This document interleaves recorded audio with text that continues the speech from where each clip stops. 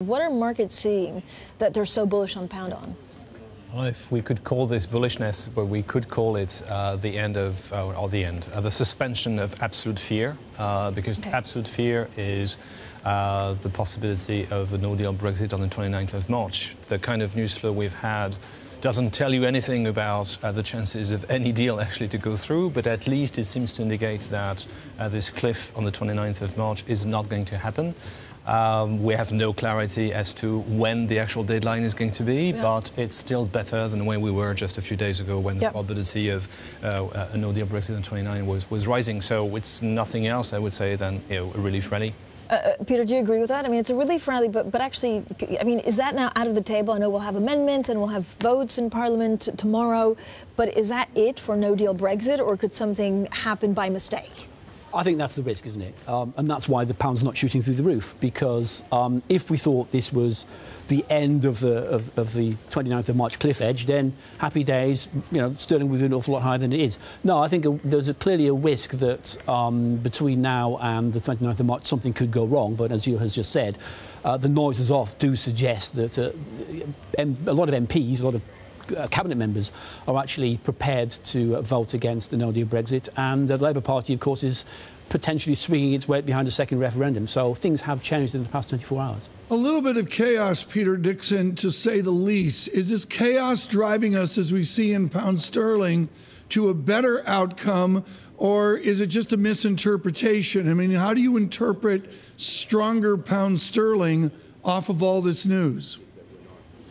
I think, as Gilles said before, it's basically relief. I mean, the indications are that a no-deal Brexit on the 29th of March is a less likely prospect than it was 24 hours ago. So markets have, you know, just marked sterling up a little bit. But the very fact that this is not completely off the table yet suggests that risks remain. I think investors are still heavily negatively positioned in sterling.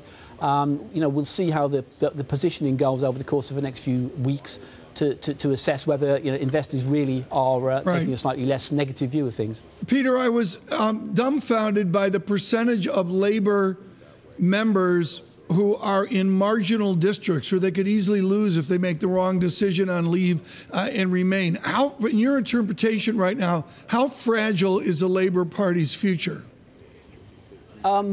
It's a very good question. I mean, there are lots of currents swirling around here. I mean, one of them, as you said, is, you know, where our MPs are sitting and who they're representing and what their constituents voted for. The other problem, of course, is a large chunk of the Labour Party membership actually supports at least a second referendum. So the parliamentary party has to balance up those two problems, what the voters want and what the members of Parliament want. And the problem then is that you see a situation, as we saw last week, where MPs could defect and join the independent group.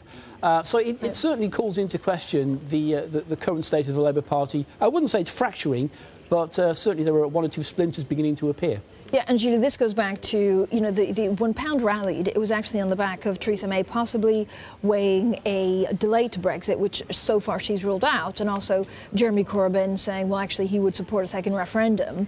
But are these two leaders doing it because they believe in it, or is it because they just want to keep their party together? So again, how can we take it at face value? It's the number two option. I think it's quite clear that as far as Mrs. May was concerned, the issue was she had to choose between possibly deciding to ask for a delay or being forced by our own parliament to actually get into a delay. It's probably always better for any politician to come across as someone who leads rather than someone who is actually cornered into a decision.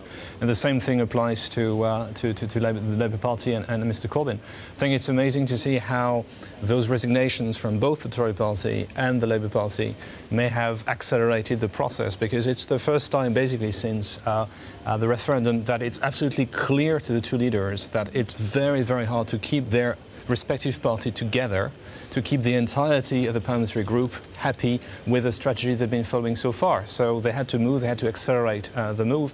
But I think it was described yesterday on TV that the move from Mr. Corbyn looked like, you know, hostage reading a ransom letter, being forced by his parliamentary party to move there. It is still it is still significant. It's a significant move. It's the first time that the opposition party has clearly taken such a clear position on this. But I remain fairly cautious. One key issue is the length of the delay. If it's just 2 months, for instance, it doesn't necessarily give you lots of time to change the issues around the Brexit negotiation.